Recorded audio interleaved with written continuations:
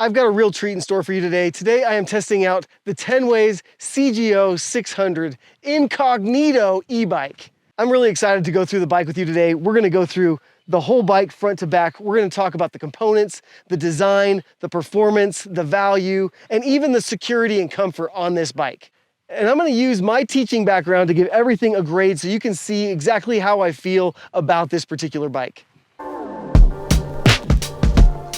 Hey guys, today we got the Tenway CGO 600. We're gonna break it open and see what we got.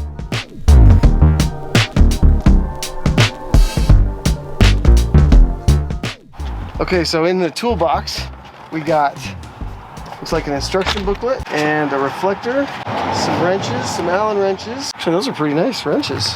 Well, check that out. We got a nice little portable pump that they included. And then the pedals are on the bottom with more hardware. They even included a rechargeable USB light. There we go. So, a couple nice things. It came with the cord. It also came with a nice elastic strap just to attach it to the back of the seat post. So I feel like that's a really nice compromise. We got it put together in about an hour, maybe a little bit less, and I'm really stoked to get on it. I got the app all downloaded, turned on. It's got about 38% battery. I should give it a full charge, but I'm a little excited. What does a belt drive bike really feel like? Because I'm super curious. On assembly, I'm gonna give this an A-. It did take me almost an hour to put together. There were a few more things that I had to assemble than in other bikes. I really had to mess with the fenders. The fenders took me a little bit more time than I wanted to. Let's jump right up here to the front of the bike and we'll show off all the cool little tricks and features that this thing has up its sleeves. This frame is an aluminum frame. It's super lightweight. In fact, this entire bike weighs just a little over 30 pounds. I think it comes in at 15 kilograms or roughly 32 to 33 pounds. Okay, starting up front, what I hope you see first is that this little bike has no gears. That's right, it is a single speed bike. So it is super clean in the cockpit up here. All you have are these Tektro hydraulic brakes, the computer, and a bell. The handlebars are probably normal for a traditional commuter bike. For me, since I'm used to a really wide mountain bike bar, I'm used to my hands being really wide out here. So this feels a little narrow to me, but it's not bad. It also comes with a really nice light. The light is attached to the battery, and so it is powered by the bike. Now, one thing that I love on bikes are the invention of hydraulic disc brakes. And Tenways did not cheap out here. They went really nice with a Tektro hydraulic disc brake, and the brake does a really great job at stopping you no matter what speeds. I've had this bike up to 35 miles an hour, and it still brings it to a nice, comfortable stop. There's tons of braking power in those hydraulic brakes. All it takes is just a quick little squeeze and you can stop pretty quickly. If there was anything I really wish they would have done up here, they used a quick release skewer instead of a through axle. Okay, finally, let's look here at the motor. This is a 250 watt motor. I think this bike breaks down anything over 10% grade. In fact, they even make that disclaimer on the website. So once you get into the 6, 7, 8% grade range, the bike will slow down. This saddle is also very comfortable. It's not the big wide granny saddle, but it does have a really nice kind of race sleek-like feel. It's been plenty comfortable on all of my commutes. One last thing I really want to show off is the reflective bead that they have all the way around these tires.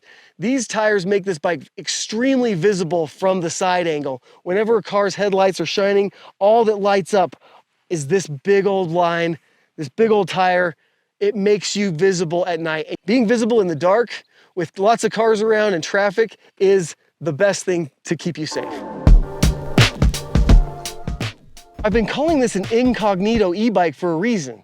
Where is the battery? Now, I'm not sure if you can see it, but the battery is hidden inside the frame. The battery is all self-contained right here in the frame. I have surprised so many people with the fact that this is an e-bike. Most don't believe me because it doesn't have the typical features of an e-bike. So, Incognito or stealth e-bike, there you go.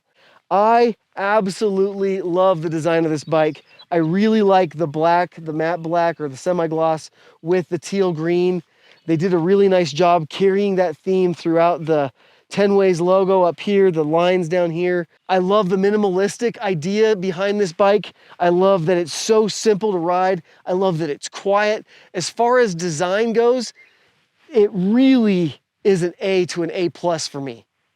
I love how simple and clean this whole front end of the bike is. They've got really nice cable management here, and I just love the fact that it's not all rattling around and it doesn't all get all tangled. This is a well thought out cockpit, and I really enjoy what they did here. This is one of the tricks that this bike has that I absolutely love. You're gonna notice that there's no chain. This is a belt-driven, single-speed e-bike. Belts on belt-driven bikes last a heck of a lot longer than chains. So, really cool feature there. But notice no gears, so there's no derailleur. There's nothing slapping around. In fact, let's do a drop test right here, and you can see exactly how much different this bike with the belt reacts to a drop test in comparison to a chain. Notice that when I drop the chain, that I get a lot of chain slap, and the chain slaps that chain stay and eventually scars up the bike if I don't have a really good guard on that chain stay. So I just love that they've taken the time to do something a little bit different, put a belt on, make this bike so that it is so dead simple, no derailleur, no gear shifting, and maintenance free, not to mention how dang quiet it is.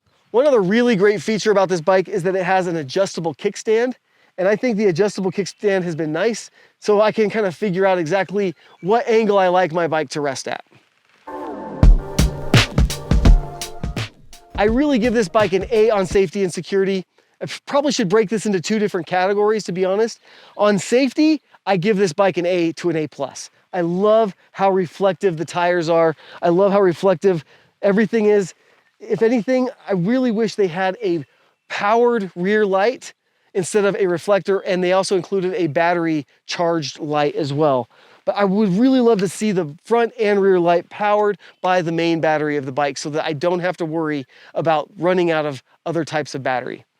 That also might be a safety issue, so that no matter if the battery dies on the bike, I always have light on the back, so I can see that going both ways. As far as security goes, there is a passcode on the computer. It lets me punch it in within the first 25-30 seconds. It's a 4-digit PIN. That's probably pretty good. I would love it if there was like an AirTag or Find My compatibility or some other way that I could also lock this up. I've been using a big U-lock to keep it nice and secure, and I haven't had any issues, but I also live in a pretty safe town. Okay, let's talk about performance. On this bike, I'm gonna give performance an A-, and I'll tell you why. I really like the bike. I've been putting miles and miles on it. I think I have over 40 miles in a month. And there's been a few things that I've noticed. Number one is that when I get the battery to about 50% or less, my max speed dropped from 20 miles an hour down to about 17, 18 miles an hour. I really would love to see that performance stay solid at 18, 19, 20 miles an hour or more throughout the whole battery life. I might understand it in the bottom 10%, but once I hit 50%, I noticed that my speed dropped a little bit. I would love to be able to increase the speed limit of this bike so that I could get up to 22, 23 miles an hour. I know there's a lot of regulations behind that, but when I'm commuting, I really want to be able to just go a little bit faster. The coolest things about the performance and the design of this bike is the built-in torque sensor inside the crankshaft. They built a torque sensor right here into the cranks so that the more pressure I put in the pedals, the more power it gives me out of the motor. That torque sensing ability makes this bike a great bike with smooth acceleration that only gives me as much as I need when I need it. So what we're gonna do is we're gonna take this through a good hill test. We've got a 70-foot climb in a quarter mile. It's 60, 70 feet. And so at the steepest part, it maxes out, I think, at 8 to 10% grade. So that's really gonna push the limits of this bike. And it being a single speed, I don't have high hopes that it's gonna have a ton of power. Not to mention, it's a windy day, so we're gonna be pushing uphill into the wind. But I wanna give you an idea of how fast it'll go and how much battery drain we're going to experience. This is the hill in front of us. So we're gonna climb that hill from this dead stop. We don't have much of a run at it. And we're gonna crank it all the way up to 3 on the power level, so we get as much boost out of this as we can possibly get. And here we go. Test number 1. Okay, we're gonna call out our speeds. I'm at 7, 9, 10, 11, 12 miles an hour. Topped out at 13 miles an hour going uphill. Now this is where it gets harder. I'm back down to 12, 11, 10, 9. Now on my road bike, I usually can only hold about 6 miles an hour. So being at 8 or 9 miles an hour is still better than what I might be otherwise.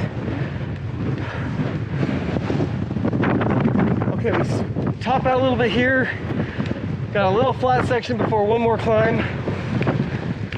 We'll get it up to 18, 19 miles an hour. And we'll go all the way to the telephone pole here, and that's our quarter-mile mark.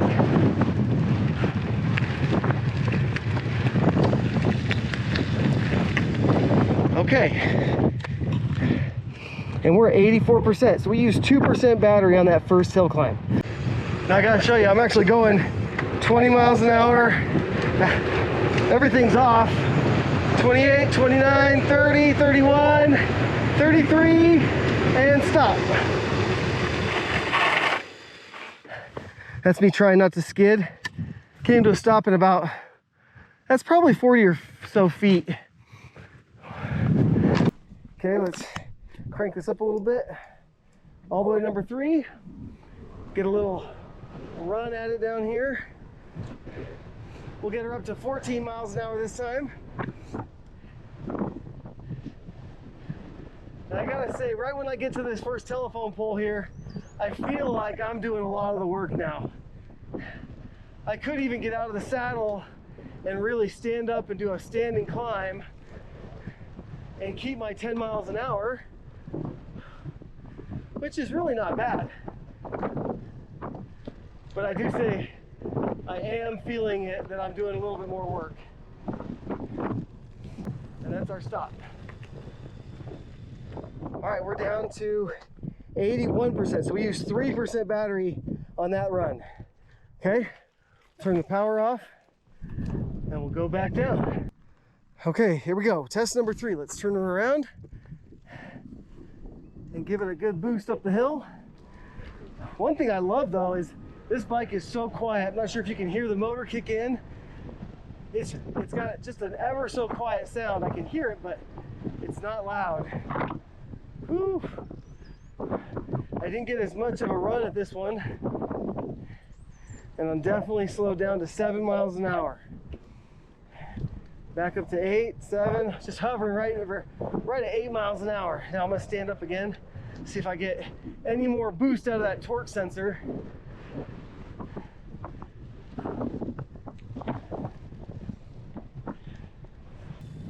Okay, lap number 3 was 81 to 79%, so we had a 2% drain on the battery.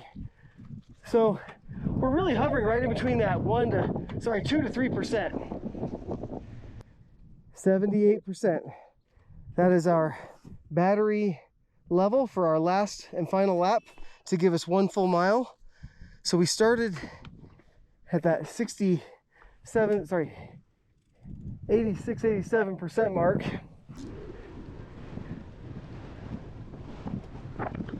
Okay, I'm really gonna give it a little extra oomph here.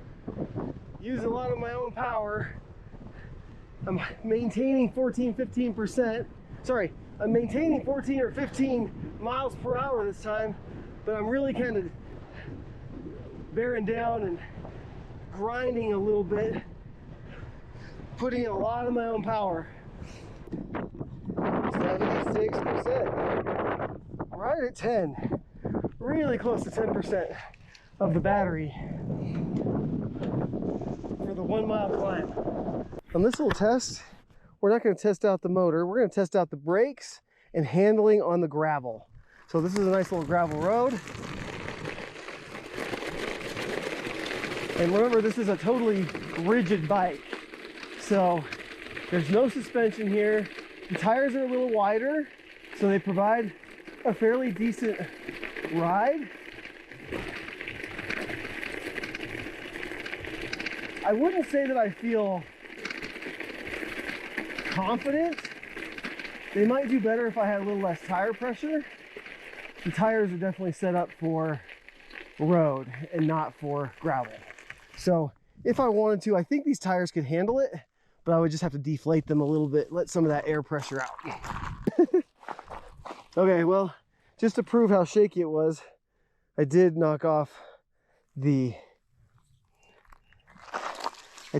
reflector. So we'll take that and that's our first casualty of the day. So this is the climb we have up. We just got done doing this one going down. We're gonna go back up. It's a little loose gravel.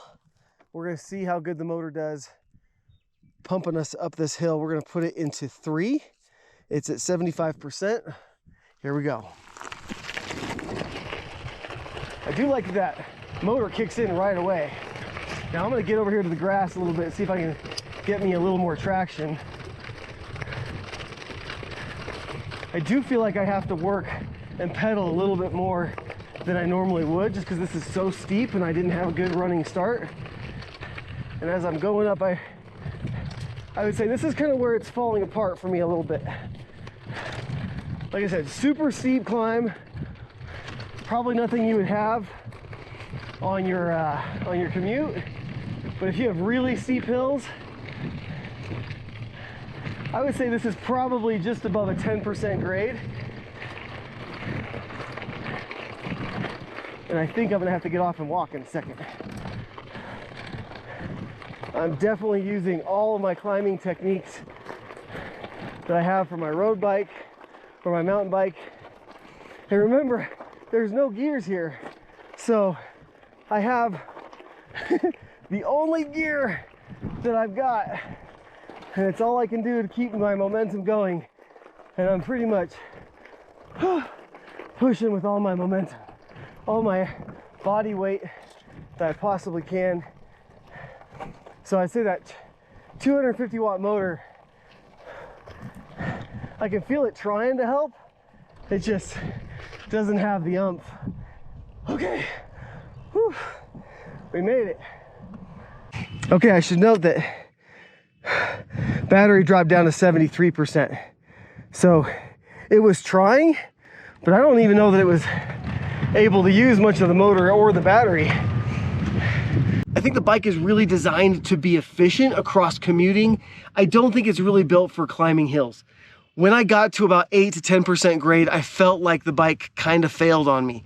But everything else it did pretty phenomenal. So I would say if you have a big hill to climb, it's 200, 300, 400 feet or more in a short distance, like under a mile, I would say this bike probably isn't going to be a great hill climber. That being said, it does handle little hills very, very well. The motor will probably slow down. It won't push you at 20 miles an hour over most hills. But I can tell you, for me, it has maintained 18 to 20 miles per hour across every one of my tests when I'm on flat to moderate hill climbs.